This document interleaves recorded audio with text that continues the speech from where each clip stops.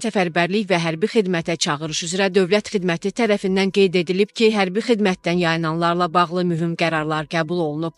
Belə ki, Dövlət Xidməti müddətli həqiqi hərbi xidmətdən yayınma halları ilə mübarizəni gücləndirir.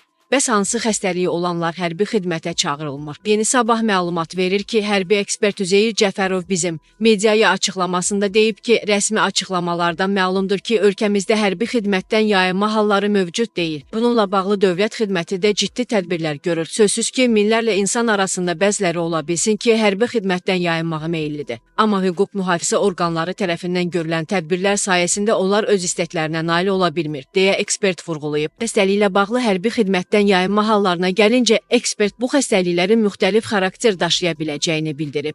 Buna anadan gəlmə xəstəliklər, infeksion xəstəliklər, irsi xəstəliklər daxildir. Sözsüz ki, bu xəstəliyi olanlar hərbi xidmətə çağırılmır. Daha ətraflı desək, sinir və psixi sağlamlıq xəstəlikləri, reproduktiv orqan xəstəlikləri, həzm sistemi xəstəlikləri, qulaq, burun və boğaz xəstəlikləri və bu kimi bədən üzvləri ilə bağlı bir sıra xəstəliyi olan şəxslər hərbi xidmətə yarasız sayılır. Bununla bağlı qanun saytında əhatəli məlumat mövcuddur, deyə o qeyd edib. Ekspert əlavə edib ki, vacib şərtlərdən biri hər bir kişi cinsindən olan şəxsin öz borcunu yerinə yetirməsidir. Bugün baxanda görünür ki, tanınmış şəxslərin çoxu hərbi xidmətdə olmayıblar. Mən insan tanıyıram, uzun illər öncə onunla bağlı mətbuatda geniş müzakirələr aparılıb. Amma araşdırıb arxivinə baxsaq, həmin adamın hərbi xidmətdə olmadığı məlum olar. Ona görə deyirəm ki, səslənirəm ki, hər bir şəxs kimliyindən asılı olmayaraq vətən qarşısında öz borcunu yerinə yetirməlidir.